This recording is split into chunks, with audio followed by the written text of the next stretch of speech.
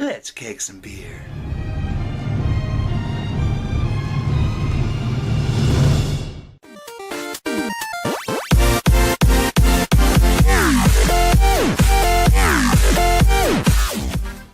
Alright gang, it's the Drunken One. Alright, I have been asked by one of my viewers to show how you keg some beer. So, well, here we go.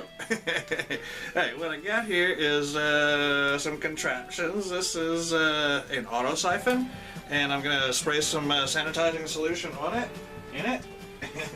and we're going to get it sanitized up. What I've got today, I'll do that as I kind of talk, I guess. See if I can show you what I'm doing right there. We got a fermenter, glass fermenter, 6 gallons. I can't say full, but it's got a lot of beer in there, so it might as well be full. And so we're gonna crack the, get the cardboard off of that thing, and get everything sanitized up. I got my keg down now. Yeah, I took the airlock off of it. It's been done. And so this is what we're gonna put into the keg. This is a Budweiser clone. And yes, it's supposed to look like that across the top. That's called Poison. And that's just part of the fermentation process. And so let's go on and get her put together here.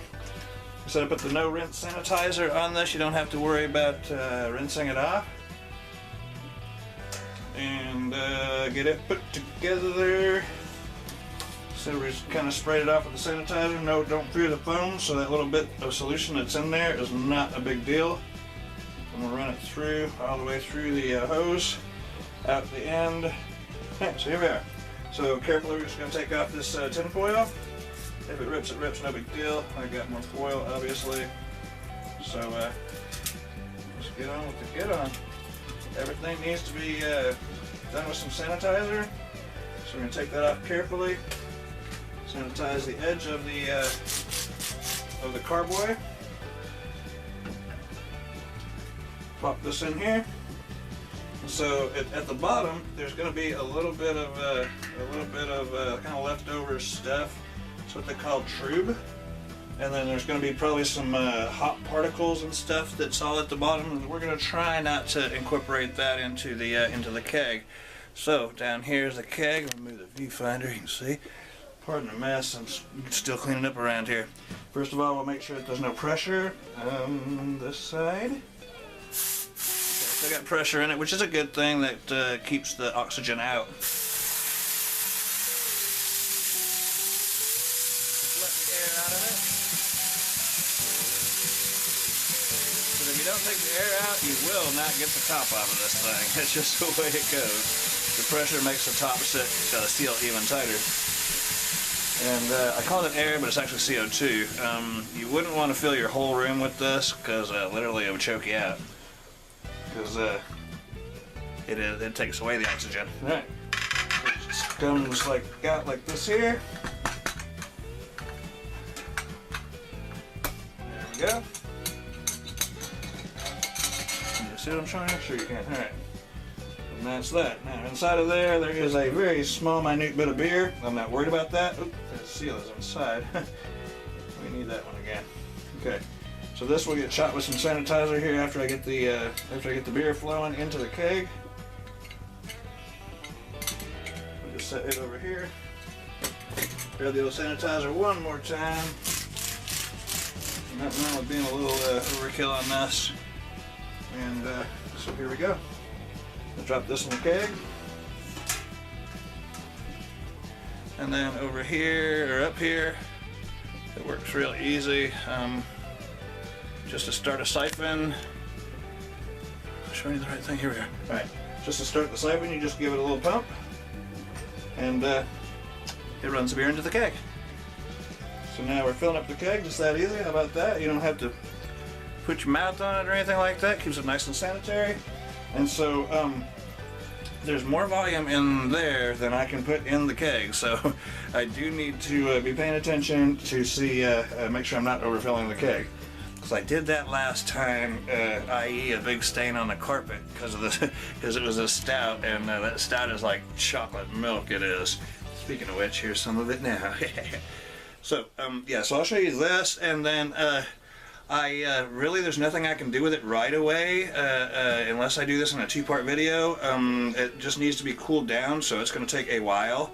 So I'm just going to have to wait on that. If I do this as a two-part video, I can show you me putting the pressure on it, which I'm going to put like 30 pounds of pressure on it, and then I'm going to rock it back and forth on the floor just to be able to make more air, more surface area of the beer inside the keg so the bubbles can get into the beer itself.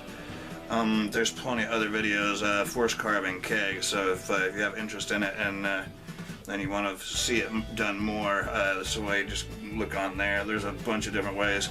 Otherwise, if you're not in a hurry for it, you just you put it in your cooler, kegerator, keezer, whatever you want to call it. You just put it at the serving pressure, and like a week later, it'll be on the money. But to force carve it, you can have it done a lot of times within hours, you know. So it gives it plenty of bubbles on the top, but a lot of times the carbonation isn't into the liquid itself. It just depends on what you like, I guess. All right. Yeah, so really nothing more to see, to be honest. Yeah, so like I said, we're just going to just make sure that we're not sucking up any of the yucky stuff off the bottom. I say yucky, it won't hurt you if you consume it, but it will give them an odd flavor. And so yeah, it turned out looking pretty clear, I think, so I'm pleased with that. This is a Budweiser clone, something like this.